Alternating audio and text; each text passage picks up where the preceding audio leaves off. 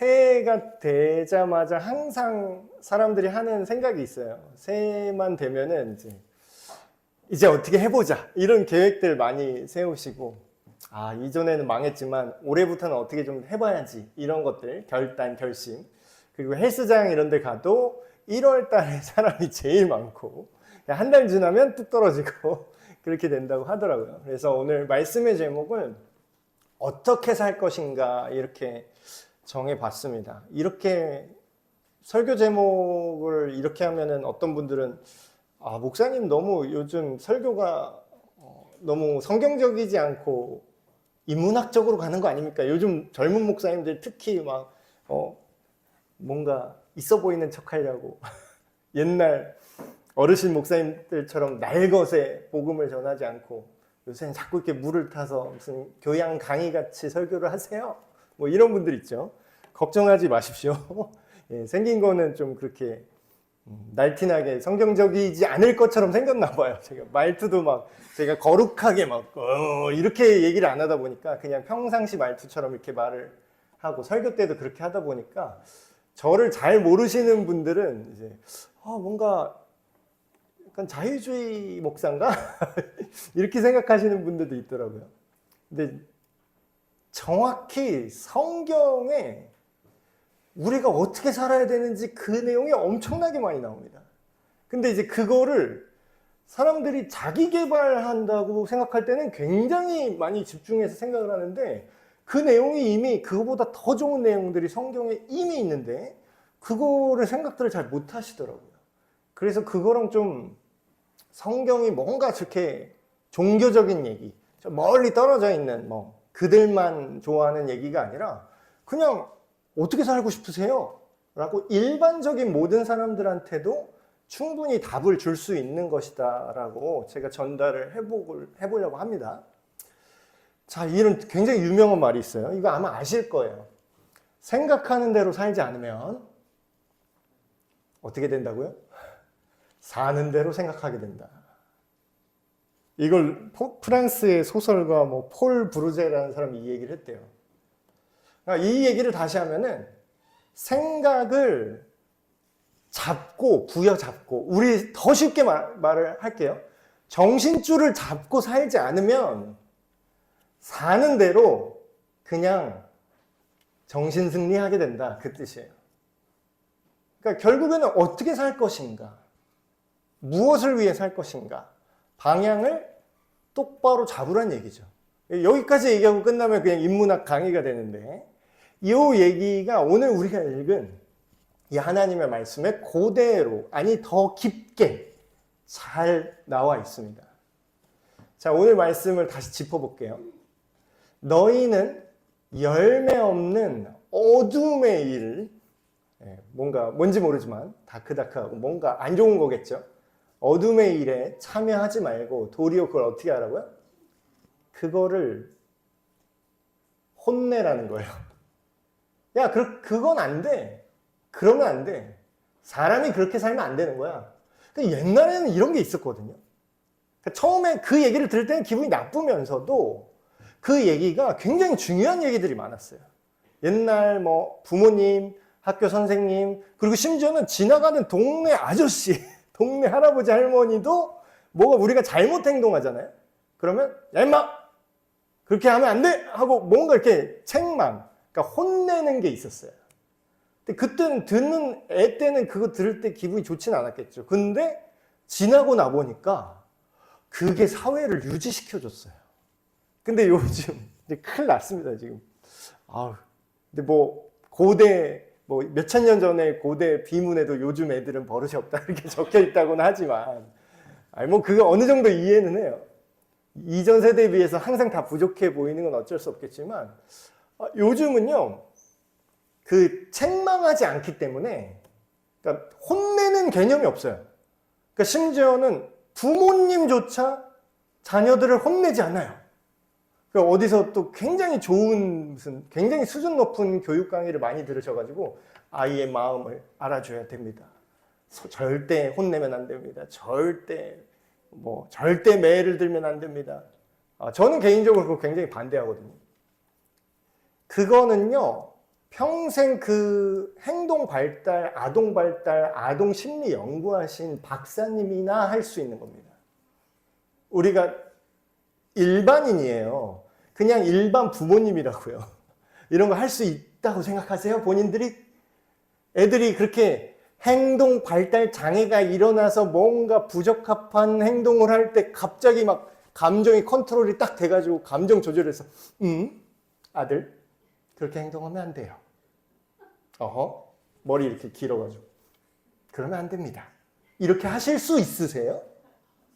불가능해요. 바로 그냥 이 자식이 아니 그 일반인은 안 되는 거예요. 일반인 물론 그 방향으로 가야 된다 이런 얘기는 있지만 그거를 일반인이 따라하면 어떻게 되는지 아세요? 혼내지 않게 됩니다. 그냥 그 결과 그렇게 자란 세대들이 지금 취업을 했는데 혼내지도 않았어요. 그냥 직장 상사가 이제 새로 업무를 가르쳐 줘야 되는데 그래서 이렇게 가르쳐 주고 그걸 제대로 이해했는지 질문을 했대요. 근데 이제 모르고 대답을 못하고 어버버 하더래요. 그래서 그럼 그럴 수 있지. 신입이니까. 그래서 또 똑같이 가르쳐 줬대요. 다음날 똑같은 질문 또 했대요. 모르더래요. 그래서 그래 그럴 수 있지 하고 한 번 똑같은 내용을 또 가르쳐 줬대요. 다음날 또 질문을 했더니 또 어버버 하더랍니다. 그래서 다시 가르쳐 주려고 했는데 그 다음날 이 신입사원이 사표를 냈대요. 저는 이 직장에 안 맞는 것 같습니다. 아니 왜 그러냐. 좀 열심히 좀 해보고 잘 좀 해봐라. 아니에요. 저는 그런 질문을 받을 때마다 가슴이 벌렁거리고 두근거려요. 저는 안 맞는 것 같습니다. 아니 그러면 어떻게 할 거냐. 그냥 다시 집에 가서 엄마 용돈이나 받으면서 다른 직장 알아볼게요. 이렇게 대답을 하더래요. 자, 저는 성경에 책망하라. 심지어는 이제 잠언 말씀에는 그런 말씀도 있어요. 자녀에게 매를 대지 않는 자는 자녀를 미워하는 자다. 그러니까 물론 이제 무조건 폭력을 쓰라는 게 아닙니다. 상황과 맥락에 따라 다르죠. 근데 오늘 말씀에서 뭐라고 얘기했죠? 우리가 아무런 가치 없는 악한 일, 어둠의 일을 할 때에 그걸 냅두라 그래요? 네 할 일 아니니까 상관 마.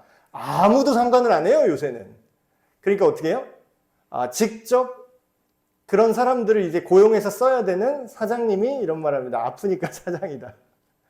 그런 이제 책망을 받지 않아 본 세대를 겪고 살아가야 되는 거죠, 우리 모두가.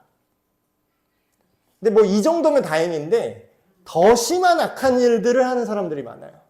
그러니까 이렇게 말합니다. 그들이 몰래, 남들 몰래 하는 삶이 뭐라고요? 어디 가서 말할 수도 없는 부끄러운 삶의 방식이라는 거예요. 자, 어둠의 일이 뭘까? 어둠의 일에 들어가지 마라. 어둠의 일이라는 건 뭐냐면요. 이렇게 상징적으로 어둠으로 지금 얘기를 했지만 그냥 쉽게 말하면 나쁘게 사는 겁니다. 나쁘게 사는 거. 근데 여기 이게 굉장히 중요한 거예요. 우리가 나쁜 게 뭔지를 아세요? 혹시? 성경이나 뭐 우리 일상생활이나 야 이거 나빠. 야 너 되게 그렇게 나쁘다. 그렇게 살면 안 돼. 너 되게 악하구나. 너 되게 악하네. 빌런이네. 이런 얘기 하잖아요.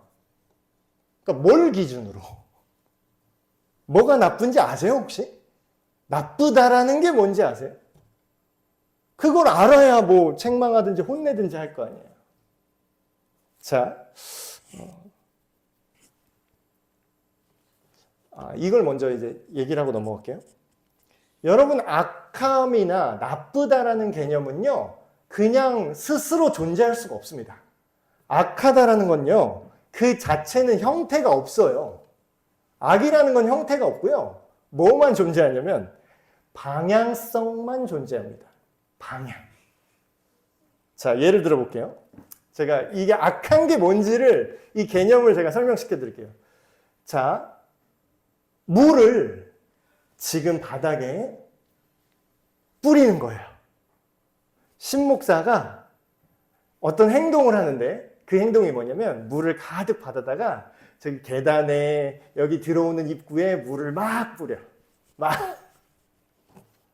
자, 이 행동 자체가 악한지 선한지는 몰라요. 물을 뿌리는 게 선한지 악한지는 몰라요.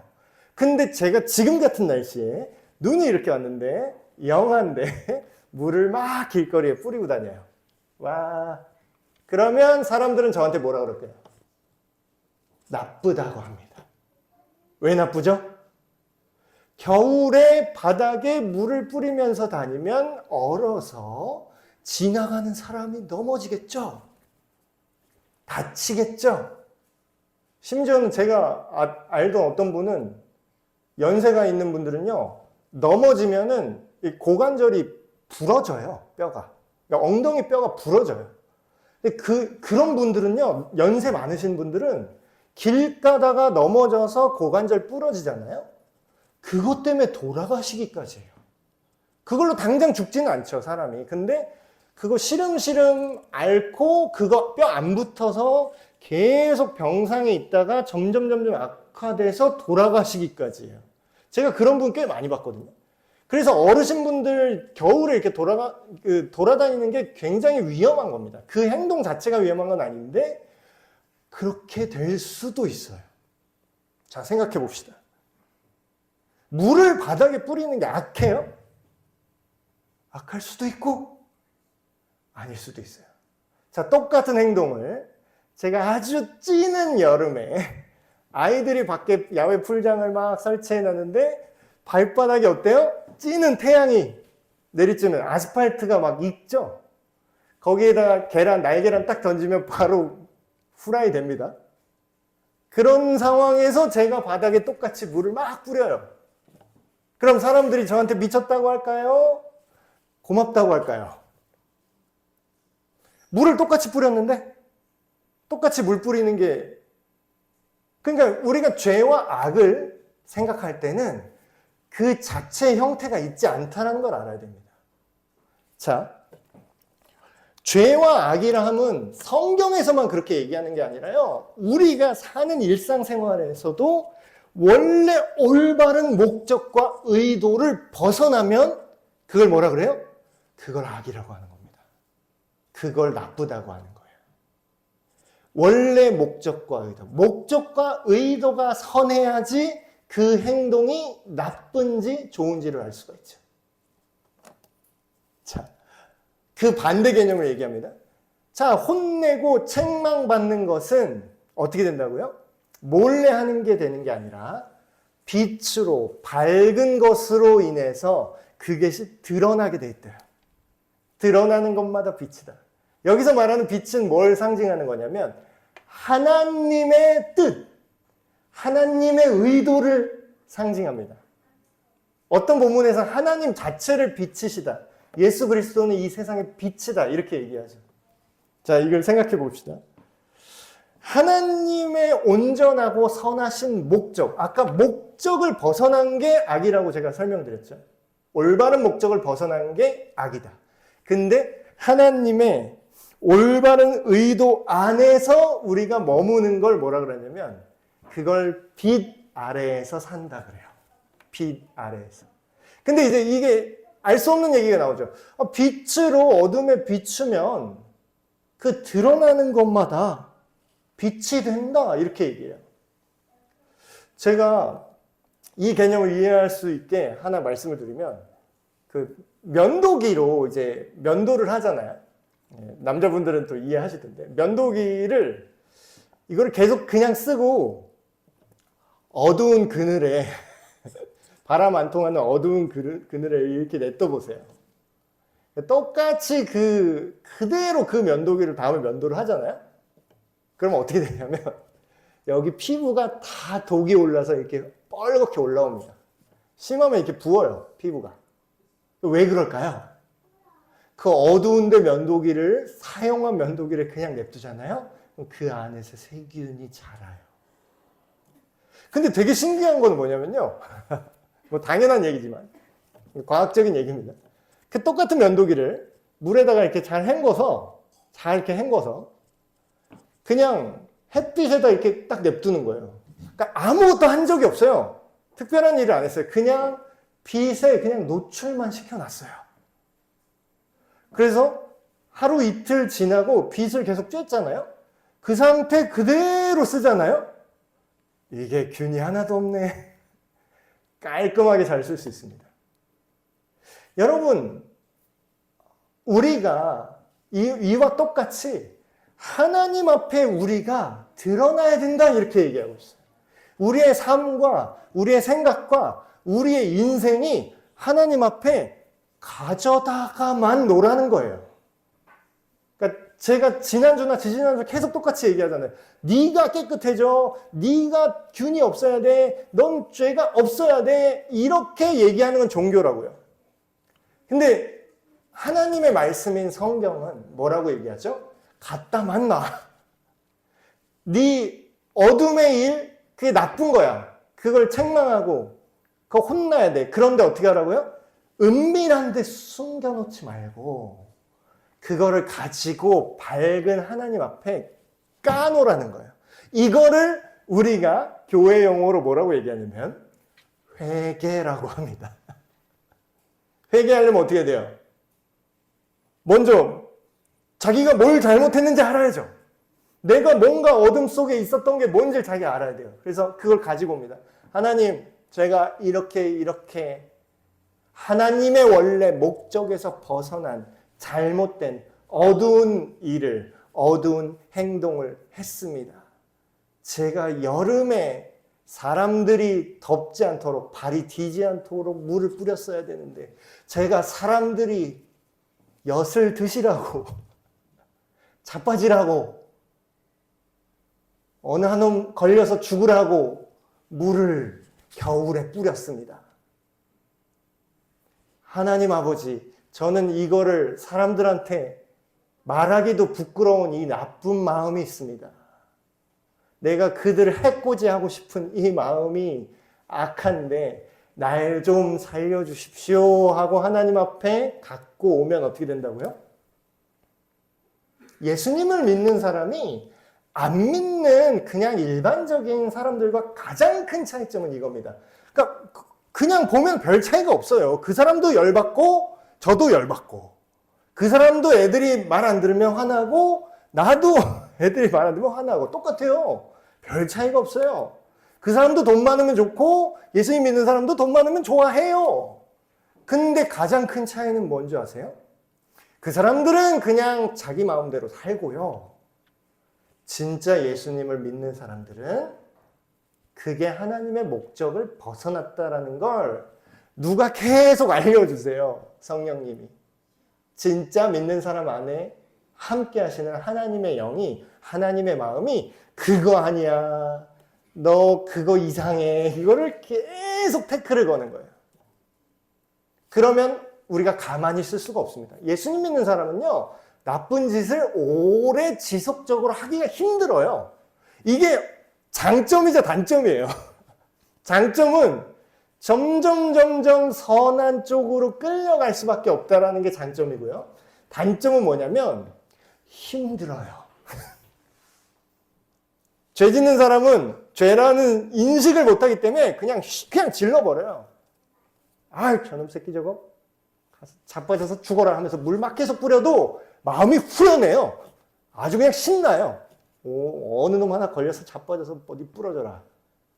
아주 분노와 증오가 가득한데 전혀 죄책감이 없어요. 아주 그냥 후련하고 신나죠. 근데 예수님 믿는 사람 어때요? 그런 마음들, 성정은 비슷해요. 아, 저는 나 쟤 정말 싫은데? 근데 그런 미워하는 마음이 계속 드는 게 예전에는 죄책감이 1도 없고 저놈 잡아 죽여야지 속이 후련해. 와우 이랬는데 이제 어때요? 이런 생각이 드는 내가 싫어. 내 마음도 불편해. 미워하는 마음이 나오는 나도 힘들어. 성령님이 계속 그거를 깨닫게 하시는 거죠. 빛 앞에 나오는 게 회개입니다. 이건 되게 간단한 거예요. 그냥 더러운 세균 덕지덕지 붙어있는 면도기를 그냥 햇볕에 쬐어 놓는 것만으로 깨끗해지는 것처럼 빛과 같이 선하고 아름다우시고 실시간으로 그리고 지속적으로 우리를 깨끗하게 변화시킬 수 있는 하나님 앞에 그냥 있는 모습 그대로 나오는 거예요. 그러면은 하나님이 우리를 가만 냅두지 않아요. 그 악한 마음과 생각, 의도를 깨닫게 하시고 그거를 서서히 제거해 나가시죠. 이게 예수님 믿는 사람의 특징입니다. 진짜 예수님을 믿는 사람. 자, 그럼 우리는 이거죠. 예수님 안에서 살아야 된다는 거예요. 예수님 밖에서 사는 거는 어둠의 일을 그냥 숨 쉬듯이 자연스럽게 해요. 미워하고 증오하고 잡아 죽이는 거를 악한 의도를 갖는 게 아주 자연스러운 겁니다. 그러면서 사람들은 뭐라고 하냐면 그게 세상이라고 말하고 그게 정상이라고 말하고 다른 사람들이 다 그렇게 생각하고 있으니까 나는 그놈들과 싸우려면 똑같이 돼야 된다라고 말하는 게 안 믿는 사람들이에요. 그러니까 그 사람들을 정죄하는 게 아니라 그게 자연스러운 상태라는 거죠. 근데 뭐예요? 예수님 안에서는 어떻게 살 것인가? 그러니까 우리가 고르라는 거죠. 그냥 그대로 사는 게 과연 정말로 행복하시면 그대로 사시면 되는데 그렇게 사시는 분들조차 뭐라 그래요? 누가 나한테는 그렇게 안 대해줬으면 좋겠잖아요. 솔직히. 누가 나한테 그런 끝없는 증오와 내가 뭘 실수했을 때 나를 좀 이해해주고 용서해주고 그렇게 좀 손을 내밀어 줬으면 좋겠잖아요. 남이 나를 대할 때는. 그러므로 이르시기를 잠자는 자여 깨어나서 죽은 자들 속에서 일어나라. 여기서 말하는 죽은 자들은 실제로 죽은 자들이 아니라요. 살아있으나 죽은 거나 마찬가지인 사람들을 말합니다. 성경에서요. 하나님의 말씀대로 살지 않는 사람은 뭐라고 얘기하냐면 사실상 죽어있는 자다 이렇게 얘기해요. 그러니까 이게 이해가 안 되시면 이렇게 이해하시면 됩니다. 여러분 행복하게 살고 싶죠? 즐겁게 살고 싶죠? 따뜻한 마음으로 누가 날 대해줬으면 좋겠죠? 근데 그 반대를 생각하면 어떻습니까? 뭘 하든 나를 어디 하나 걸려봐라. 뭘 하든 나를 공격하고 뭘 하든 꼬투리 잡으려고 그러고 뭘 하든 나한테 악의를 가지고 대하는 사람이 있다고 생각해 보세요. 모든 사람이 나를 그렇게 도끼는 뜨고 어디 한번 잡혀봐라. 심지어는 없는 허물도 만들어내서 가짜로 모함해서 잡아뜨리려고 한다고 생각해 보세요. 그러면 그걸 뭐라고 하는지 아세요? 살아있으나 지옥 같다고 말합니다. 죽는 거 무서워하죠, 우리? 죽으면 엄청난 슬픔과 고통이라고 생각하죠.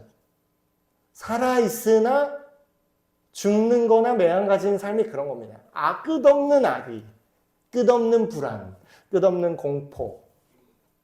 그런 것들로 살아가는 자들 안에서 우리 일반적으로 하나님 없는 사람들, 예수님을 모르는 사람들은 이렇게 살았는데 어떻게 하고요? 거기서 이제 일어나, 그만.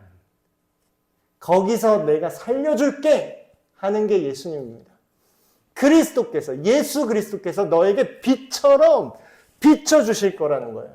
이미 예수님께서 십자가에서 우리를 위해 죽으심으로 이 모든 빛이 이미 비추고 있어요. 심지어 요한복음에서 얘기하죠. 예수 그리스도께서 오셔서 그분은 세상의 빛인데 빛이 세상에 오셔서 이미 비추고 계시는데 뭐라고요? 세상 사람들이 그거를 눈치를 못 채고 있었대요. 그런즉 너희가 어떻게 행할지를 자세히 주의해요. 이거 말이 옛날 말인데 쉽게 말하면 이거. 그러니까 어떻게 살지 좀 생각해 봅시다. 그 뜻이에요. 그러니까 어떻게 살 거예요, 여러분? 그거 얘기하는 거예요. 지금 성경에서 똑같죠? 자세히 생각을 해보세요. 어떻게 살지. 이렇게 어두움에서 사는 게 좋겠습니까? 아니면 지혜로운 사람처럼 이 빛 대신 예수님 앞에 나와서 사는 게 낫겠습니까? 세월을 아끼셔야 됩니다. 이게 무슨 뜻이냐면 이거예요. 시간 낭비하지 마세요. 세월이 진짜 빨리 가지 않아요, 여러분? 저도 지금 40대인 저도 세월 진짜 빨리 간다고 느끼는데 더 위에 선배 어르신들 어떠세요? 살아보니까 금방 가죠? 근데 60대인 분은 똑같이 그렇게 얘기하시더라고요. 눈 하나 깜빡했는데 60대야. 더 빨리 가. 막 점점 더 빨리 가. 세월이. 여러분, 인생이 그렇게 길지가 않아요. 근데 그 길지도 않은 인생이 성경 말씀 뭐라고 하냐면 영원까지 이어진대요. 여기서 어둠 속에서 살았던 사람은 빛이신 하나님을 계속 거절할 거래요. 선한 목적과 뜻과 방향에서 틀어지는 게 다 나쁜 거래잖아요. 아까 여러분도 이해하셨잖아요. 왜 자꾸 나한테 나쁘다 그래요? 왜 기독교인은 왜 다 죄인을 만들려 그래? 그냥 이런 얘기 너무 많이 하시죠. 다 뭐 죄인이래. 그냥 예수 안 믿으면 다 죄인이래. 나쁘대 막. 난 안 나쁜데. 이해는 돼요. 내가 무슨 뭐 강도짓을 했어? 내가 뭐 돈을 훔쳤어. 안 나쁘죠. 예, 그건 인정해 드릴게요. 그것 때문에 나쁘다 그러는 게 아니에요. 그것 때문에 죄인이라 그러는 게 아니에요. 목적과 방향을 벗어났기 때문에 죄인이라는 거죠. 자, 생각해 보십시오. 영원히 선하고 아름답게 착하게 사는 방향이 있어요. 그런데 그 방향만 이악 물고 그 방향으로 안 가면 어떻게 되는 거예요? 그게 좋은 게 아니라는 거예요. 자꾸 선과 악으로만 얘기하니까 죄책감으로 막 몰아가는 것 같은데 좋고 나쁘고로 생각해 봅시다. 이게 뭐가 더 나은 걸까요? 이렇게 생각해 보면 더 정확해요. 여러분, 이렇게 가치 있고 아름답고 행복하게 살 수 있는 방향이 있는데 딴짓을 하고 시간을 엉뚱하게 쓰고 있어요. 그럼 우린 뭐라 그래요? 나쁘네. 이렇게 얘기해요. 그 사람들한테.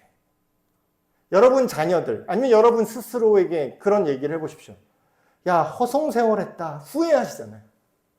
야, 한 해 동안 돌아봤는데 허송세월했어. 세월 낭비했어. 시간 낭비했어. 이런 얘기 하시죠. 그게 왜 낭비일까요? 어떤 사람은 이렇게 얘기합니다. 아, 그거 게을러서 그래. 이렇게 얘기해요. 근데 어떤 목사님이 게으름에 대해서 이렇게 얘기를 하시더라고요. 저는 이 얘기 듣고 와, 너무 맞다. 이렇게 얘기를 했는데 여러분, 우리가 게으르다 그러면 나쁘죠. 나쁜 거죠. 근데 게으르다는 게 막 몸이 막 느리고 굼뜨고 물 한 잔 떠와 그랬더니 게으르다. 뭔가 느리게 하는 게 게으르다라고 생각하잖아요. 야, 일을 좀 빨리빨리 해야지. 그렇게 막 세워라 내워라 이렇게 한 장 성경 한 장 읽다가 말고 딴짓하다가 또 성경 보다 이러면은 이제 게으르다 이렇게 얘기하죠. 근데 진짜 게으른 건 뭔지 아세요? 우리가 딴짓할 때를 한번 보세요. 우리가 딴짓거리 할 때 굉장히 빨리 합니다. 드라마 볼 때 드라마가 다 딴짓이라는 뜻은 아니에요. 아까 말했죠. 물 뿌리는 게 죄가 아니에요. 드라마 보는 게 죄가 아니에요. 영화 보는 게 죄가 아니에요. 춤추는 게 죄가 아니에요. 옛날에는 교회에서 그렇게 가르쳤더라고요. 아주 옛날에. 춤을 추면 안 됩니다. 드럼을 치면 찢어버릴 거예요. 드럼은 죄가 없어요, 여러분. 아까 물 뿌리는 거랑 똑같은 거예요. 옛날 카바레 이런 데 막 술 먹고 막 서로 바람 피고 막 이런 데서 막 밴드가 나와서 뚱짝뚱짝 하니까 그 드럼은 나쁜 드럼인 거예요. 근데 그거 기억나시는 교회 이제 옛날 장로님이 그 생각이 자꾸 나시는 거야. 드럼 볼 때마다. 옛날 그 시대에. 그러니까 뭐예요? 드럼이 나쁘다고 애꿎은 드럼 찢는 거죠. 여러분, 죄는요, 상황과 맥락에 따라 결정됩니다. 여러분, 우리가 드라마를 보는 게 죄가 아니에요. 영화를 보는 게 죄가 아니에요. 근데 해야 될 게 있는데 그 시간에 보고 있으면 아주 심지어는 되게 빨리 봐 또. 드라마 정주행은 굉장히 빨리 보고 딴짓도 애들이 놀 때 느려요? 엄청 빨라요. 축구할 때 아주 그냥 몸이 그냥 그냥 막 날아다녀. 근데 문제는 뭐예요? 시험이 내일이라는 거야. 내일 시험인데 축구할 때, 농구할 때 손이 빠르면 그게 무슨 소용이에요? 그걸 우리는 뭐라 그래요? 게으르다라고 합니다. 손이 빨라도요. 똑같은 뜻입니다. 세월을 낭비하지 마라. 세월을 아끼라. 사람들은 열심히 살아요. 우리나라 사람만큼 열심히 사는 사람이 없어요. 막 세상 빨리 움직이고요. 가만히 있으면 좀이 쏘시고, 심지어는 교회 안에서도 우리나라 교회는 그런 문화가 있어요. 뭔 일을 안 벌이면 내가 신앙생활을 잘 못하는 것 같은 거예요. 막 뭔가 막 일을 벌려서 막 해야 돼. 그렇지 않으면 뭔가 신앙생활을 잘못하는 것 같고 게으른 것 같고. 여러분, 속도가 그러니까 빠르게 많이 하는 게 중요한 게 아니라 해야 될 걸 해야 될 때에 정확하게 하지 않는 게 시간 낭비라는 겁니다. 굉장히 빨리 움직이면서 게으를 수 있다는 거죠. 여러분, 이러려면 어떻게 돼요? 준비하고 훈련하셔야 돼요. 시간 낭비 안 하려면요, 어떻게 되느냐? 준비하고 훈련해야 됩니다. 저도 옛날에 이런 오류에 빠져 있었는데, 여러분에게 이제 드리고 싶은 말씀은 이거예요. 예수님을 믿는다라는 게 아까 빛 가운데 나오면 된다. 믿음은 하나님의 선물이고, 내가 뭐를 노력하고 이러는 게 아니라, 내가 내 스스로 죄를 막 이렇게 하려고, 해결하려고 발버둥 치는 게 아니라, 예수님 안에 나와야 된다? 이게 맞아요. 그게 맞아요. 그런데 처음 예수님을 믿을 때까지만 해당되는 말입니다. 자, 예수님을 믿었어요? 정말 예수님의 십자가가 나를 위해서 죽으신 그 십자가라는 게 믿어지셨잖아요. 그러면 그때 아까 얘기했던 우리 마음을 불편하게 하는 하지만 좋은 성령님이 우리 안에 찾아오신다 그랬죠. 그 다음에는 어떻게 되었냐면 그 다음은 자동이 아닙니다, 여러분. 수동이에요. 제가 이거를 몰랐어요. 믿기만 하면 된다 그래서 정말 가만히 있으면 되는 줄 알았어요. 여러분, 만약에 믿기만 하면 우리 인생이 알아서 잘 되면 믿기만 한다는 게 우리가 행동을 안 해도 된다는 뜻이 아닙니다. 진짜로 믿고 신뢰하면요, 그거에 내 시간과 내 가치와 내 돈을 거기다 쏟게 돼 있어요. 그건 뭐예요? 그건 행동이 아닌가? 행동이죠. 여러분 취업하려고 아니면 여러분 어떤 사업하려고 계획 안 세워요? 그냥 하세요? 믿음으로 이 사업장을 무속신앙입니까? 점지해주면 거기다 사업 점포 그냥 얻고 내고 그냥 대충 하면 직원 뽑을 때도 이력서를 던졌는데 방울 막 흔들면서 천지신명이여 누굴 뽑을까요? 그건 믿음이 아니라 무속신앙이에요. 그럼 뭐 하셔야 돼요? 준비하셔야죠. 생각하셔야죠. 아까 뭐라 그랬죠? 생각하라 그랬죠? 성경에서도. 지혜가 뭔지 어리석이 뭔지 분별하라 그러죠? 준비하고 훈련해야 됩니다. 여러분, 예수님 믿는 것도요, 처음에 진짜 최소한의 정보 있죠. 구원받는 데 필요한, 내가 거듭나는 데 필요한 최소한의 복음은 굉장히 어린아이들도 진짜 일자 무식인 사람들도 알아들을 수 있도록 하나님이 굉장히 폭넓게 열어주셨어요. 그런데요, 하나님을 닮아가는 거는 저절로 되지 않습니다. 그건 반드시 과정이 있고요. 그 과정에서 훈련이 필요합니다. 생각을 하셔야 돼요. 여러분, 생각 없는 믿음 굉장히 위험합니다. 생각 없는 믿음은 나중에 어떻게 되냐면 무속신앙이 돼요. 기독교 무당이 괜히 나오는 게 아닙니다. 생각을 어떻게 해야 될까요? 우리를 향한 하나님의 뜻이 도대체 뭘까라는 걸 생각하시라는 거예요. 다시 말하면 하나님이 2025년 내가 어떻게 살기를 원하실까? 요거를 구체적으로 생각하시라는 겁니다.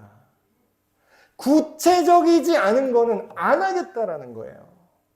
우리 한국 사람이 제일 많이 하는 3대 거짓말 막 그런 거 있잖아요. 자, 우리 다음에 밥 한번 먹자. 그 후로 그들은 절대 만나지 않았다. 어머, 언니 오늘 너무 예뻐요. 언니는 예쁘지 않았다. 이런 거 있잖아요. 구체적이지 않은 거는 할 수가 없습니다. 그래서 여러분께 우리 에베네스 교회 뭐라고 했죠? 성경 읽기표. 제가 좀 찔렸어요. 어떤 목사님이 이런 얘기를 하는데 저도 좀 찔렸습니다. 무슨 얘기를 하시냐면 당신이 그냥 지금 흰 종이를 꺼내서 펜을 하나 들고 거기다가 성경 전체 권을 하나하나 써보세요. 창세기, 출애굽기, 레위기, 그럼 66개를 쓰셔야 되잖아요. 다 못 외우시죠? 그냥 일단 쓰세요. 아는 데까지 쓰세요. 몇 개 안 되는 걸 쓰셨을 겁니다. 그 다음에 그 옆에다가 그 책이 뭐라고 얘기했는지 요약해서 한두 줄로 적어보시라는 거예요. 만약에 그걸 못 적잖아요, 내가? 그러면 하나님 말씀대로 살겠습니다 라는 거는 그런 당신의 말은 거짓말이라고 하더라고요. 저도 좀 찔렸어요. 물론 저는 그래도 이제 전공자니까 그걸 모르진 않죠. 근데 뭐에서 찔렸냐면 내가 우리 교회에게 이런 거 너무 안일하게 생각을 했구나.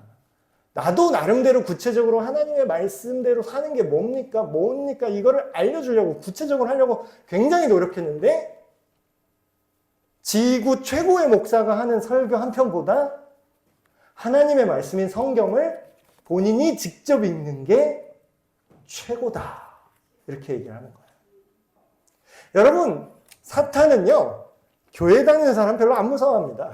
이게 굉장히, 교회 목사로서 굉장히 슬픈 말인데, 교회 출석하는 사람은 그닥 그러시던가 이러면서 별로 안 무서워해요. 근데 사탄이 진짜 무서워하는 진짜 신앙인은 뭐냐면요, 성경 읽는 사람을 제일 무서워합니다. 왜냐하면 그 성경 말씀이 처음에는 못 알아듣겠죠, 물론. 근데 계속 읽잖아요. 나중에는 내가 성경을 읽는 게 아니라 성경이 나를 읽게 돼요. 그럼 어떻게 되냐면 이 일이 벌어집니다. 우리 삶 속에서, 우리 인생에서. 내가 하나님의 뜻에, 아까 방향과 맥락에서 벗어나는 게 죄라 그랬죠. 벗어나는 줄도 몰랐는데 옛날에는. 지금 막 센서가 생겼어요. 내가 벗어나고 있네? 내가 기울어졌네? 제가 옛날에 귀에 좀 이상이 생겼을 때 이 수평 센서가 고장났거든요. 왼쪽 귀 수평 맞추는 센서가 고장났어요. 그래서 어떻게 됐냐면 제가 이러고 있는지 모르겠는 거예요. 내가 지금 똑바로 서 있는 건지를 모르겠는 거예요. 약간 이렇게 똑바로 서 있어도 내가 지금 이렇게 돼 있는 것 같이 어지러운 거예요. 그래서 병원 갔더니 이 귀 수평 센서가 고장났다고 여기 돌 들어갔다고 이거를 또 제자리에 넣어야 된대요. 그래서 계속 목을 막 이렇게 해서 고쳤어요. 여러분, 우리의 신앙생활 어떻습니까? 아니, 신앙생활이라면 교회 생활만 생각하시는데 여러분의 그냥 인생이 어떻습니까? 센서가 제대로 작동하세요? 진짜 심한 사람은요, 이게 틀어진 줄도 몰라요. 그게 원래 맞는 줄 알아요. 그래서 어떻게 사는 줄 아세요? 이러고 사세요. 이게 정상이잖아. 여러분, 오늘 말씀에 이렇게 얘기합니다. 어리석게 살지 말고 주님의 뜻, 하나님의 뜻이 뭔지 좀 이해 좀 해라. 좀 알아라. 이해하고 살아라. 그거에 대한 대표적인 예시를 딱 하나만 들었어요. 술 취하지 말아라. 이는 방탕한 것이니 오직 성령으로 충만하게 살아라. 자, 이 얘기를 하면 초급 그리스도인, 잘 모르는 분, 그럼 술 먹지 말라는 뜻이네. 초보. 자, 근데 고수는 어떻게 생각하냐면, 자, 술 취함과 지금 뭐를 대조했어요? 술 취함 대 성령의 취함. 일부러 제가 라임을 맞추려고 취함으로 바꿨습니다. 취해 산다는 게 뭘까요, 여러분? 취해 산다는 거. 그게 나를 조종한다는 뜻이에요. 우리가 막 운동선수나 막 진짜 옛날 김연아 선수 막 이렇게 피겨 스케이팅 할 때 막 뭐라 그러죠? 와, 음악에 취한다 막 이러죠. 음악에 취한다는 게 진짜 인사불성됐다는 뜻이에요? 그게 아니라 음악에 나를 완전히 맡겨서 일체가 된 것처럼 움직인다는 뜻이죠. 술의 취함도 마찬가지입니다. 내가 스스로 생각을 하고 선택을 하고 그 선택에 내가 책임을 지는 삶이 하나님이 우리에게 정해주신 온전한 삶이에요. 근데 뭐예요? 술을 취하면 어떻게 되죠? 내가 아니야. 나도 나를 몰라. 나를 놔 그냥. 그러니까 사람들이 왜 술을 취하는 거를 좋아하냐면 맨정신이기 싫을 때, 맨정신이 고통스러울 때 술에 취합니다. 왜 그러죠? 내 선택에 내가 책임을 져야 되니까. 내가 바라보는 이 차가운 세상이 나를 그것만 생각하면 고통스러우니까 아예 내 정신을 놓고 싶은 거예요. 다른 거가 내 정신을, 내 생각을 그냥 움직이게 하고 싶은 거예요. 그게 술 취함의 본질입니다. 이건 술뿐만이 아니라 다른 것도 마찬가지입니다. 다른 방향을 벗어난 모든 것들은 다 이 술자리에 들어갈 수 있어요. 돈에 취한 사람 없어요? 성적 타락에 취한 사람 없습니까? 욕심에 취한 사람 엄청 많아요. 욕심에 취한 사람, 증오에 취한 사람, 미움에 취한 사람 엄청 많습니다. 지금 너무 잘 보여요. 지금 뉴스만 보면 다 나와. 취한 사람들 많아요. 근데 그와 반대되는 개념 뭐라고요? 오직 성령으로 충만해라. 그 얘기는 다시 말하면 성령에 취해서 살아라. 이 인사불성대라는 뜻이 아닙니다. 성령에 취한다는 건 뭐예요? 하나님의 생각과 의도가 나를 움직이게 하라는 뜻입니다. 말씀을 마무리 맺겠습니다. 2025년 새해 어떻게 살길 바라십니까? 다른 어떤 거에 취하고 싶으세요? 그거는 자유긴 합니다. 드럼은 죄가 없죠. 물을 뿌리는 것도 죄가 없습니다. 어떤 상황과 어떤 맥락에서 어떤 방향으로 가는지가 중요하죠. 오늘 하나님 말씀은 그 방향을 뭐라고 얘기합니까? 하나님의 나라와 하나님의 영광, 예수 그리스도의 안에서 사는 것이 올바른 삶이고 그것이 빛 가운데 사는 것임을 계속해서 얘기합니다. 여러분, 죄악과 어두운 삶에서 우리를 빛으로 꺼내주신 그 예수님과 함께 동행하면서 살아계시는 2025년이 되시길 주님의 이름으로 축복합니다.